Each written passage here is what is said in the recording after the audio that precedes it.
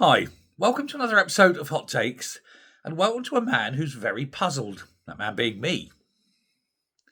You see, I do know a bit about money. I know a bit about tax. I know a bit about tax liabilities and things like that. I was an accountant for 35 years, so I speak from a position of limited knowledge, let's just say.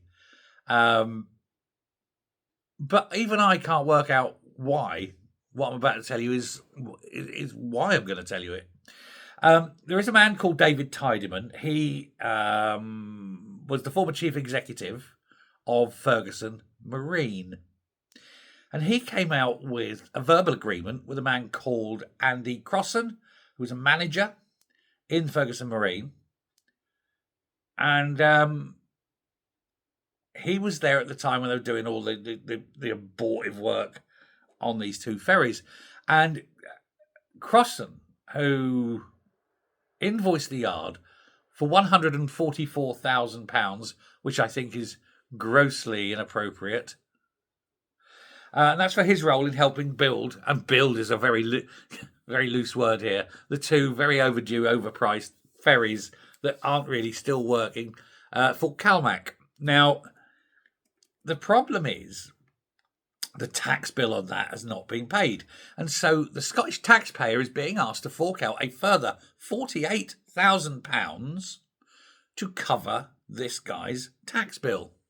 My question, why isn't he paying his own goddamn tax bill? Why are the public paying this tax bill?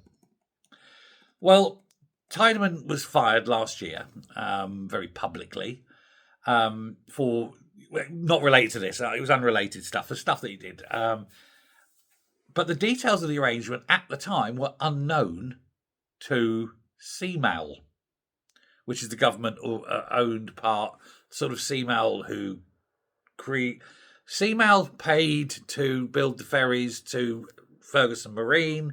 Ferguson Marine were then basically nationalised. But they're doing them so they can then so CMAL can give the ferries to Calmac. It's all very incestuous and complex, and deliberately so that it stops people finding out what happens.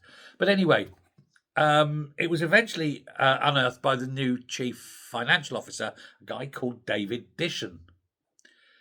Anyway, the Tories have slammed this agreement and said, it's all the way that the Tories normally do, and it highlights the complexities, deliberate complexities, and the dysfunctional nature of what's going on within this whole ferry debacle. Now, the ferries are, like I say, massively over. There's about £500 million by the time it finishes.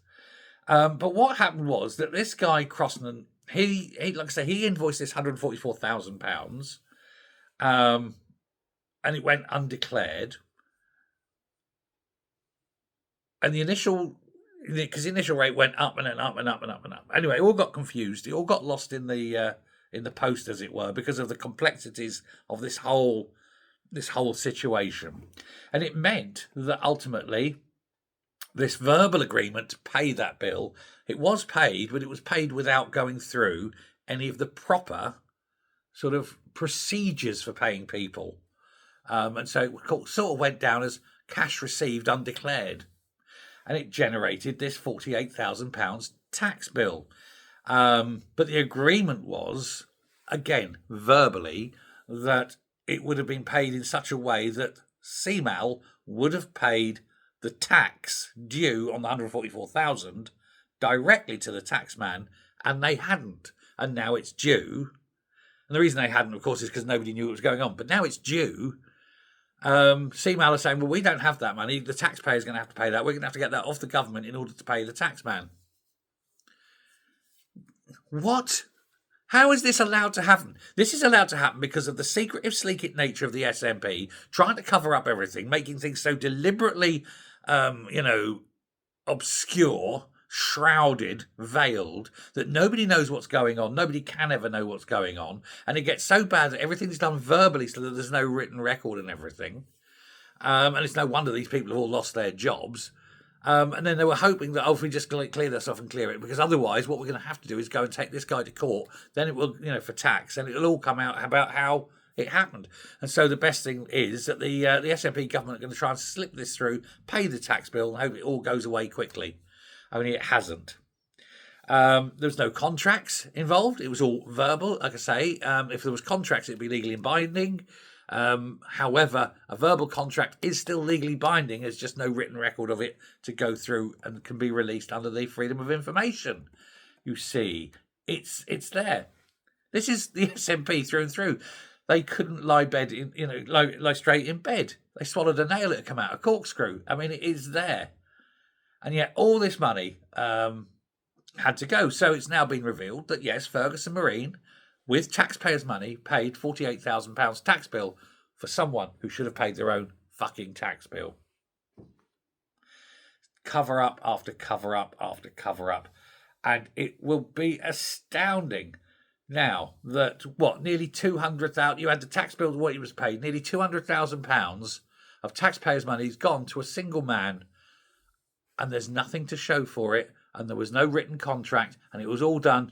Yeah, I'll agree with that, mate. Yeah, shake hands on it, down the pub, big cigars, doubles and trebles all round. Thanks.